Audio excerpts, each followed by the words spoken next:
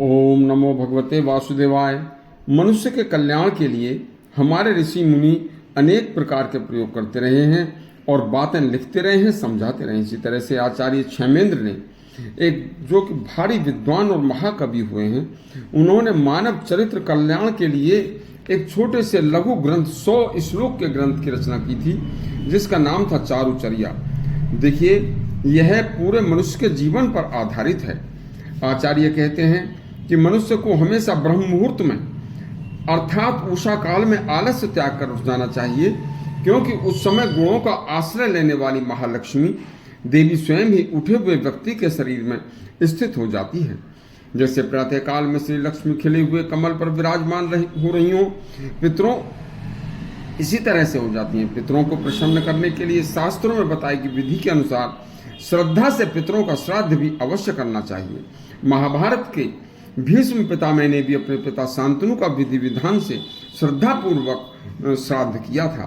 इसका लाभ आगे तक मिलता है, जिसमें पितृ सुखी और प्रसन्न होते हैं। उत्तर और पश्चिम दिशा की ओर सिरहाना करके कभी नहीं सोना चाहिए। सैया के उलट फेर के कारण ही दिति के गर्भ का इंद्र ने विनाश कर दिया था।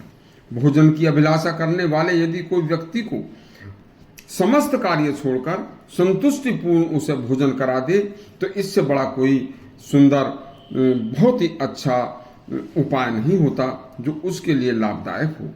बिना किसी भूखे को भोजन कराए स्वयं भोजन करने वाले के कारण परलोक में राजा श्वेत को अपने ही शरीर का मांस खाना पड़ा था।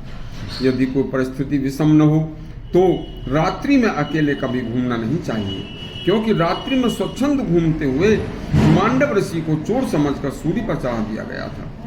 कितनी भी विपत्ति क्यों न आ जाए, मनुष्य को धर्म का आधार नहीं छोड़ना चाहिए। धर्म की रक्षा के लिए राजा हरिश्चंद्र ने चांडाल का नौकर बनना स्वीकार कर लिया था। हमेशा मनुष्य को अच्छे लोगों के साथ रहना चाहिए। अनुचित आचरण करने वालों का साथ कभी नहीं करना चाहिए। श्री राम की संगति के कारण विभीषण को लंका का राज्य प्राप्त हो गया था। दूसरों की प्राण रक्षा के लिए हमेशा तैयार रहना चाहिए। राजा शिवी ने कबूतर की प्राण रक्षा के लिए शेन पक्षी को अपना शरीर दान दे दिया था।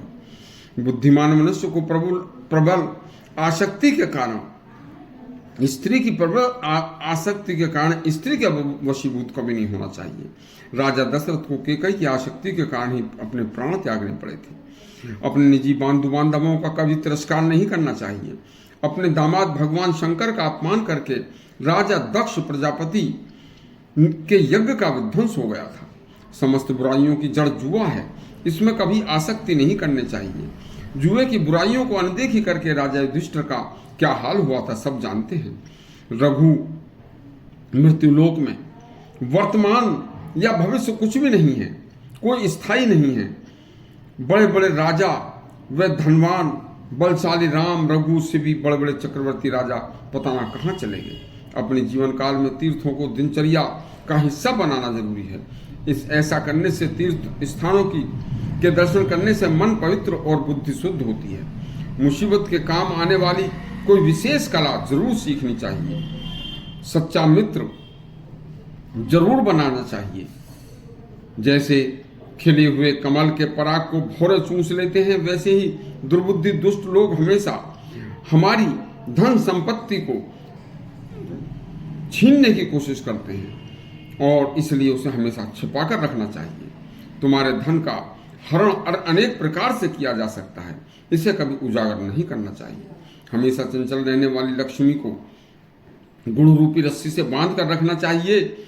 मनुष्य को कभी भी कुरूप सौंदर्य धनहीन विकलांग शक्तिहीन का उपहास नहीं उड़ाना चाहिए। अपने सगे संबंधी बांधवों की आपसी झगड़े में कभी एक पक्ष का समर्थन न करना चाहिए। झगड़ा खत्म कराने का उपाय सोचना चाहिए। यही जीवन का कल्याणकारी। यदि प्रसंग आपको अच्छा लगा तो हमारे चैनल सब्सक्राइब करें और घंटी दबाएं। धन्यवाद।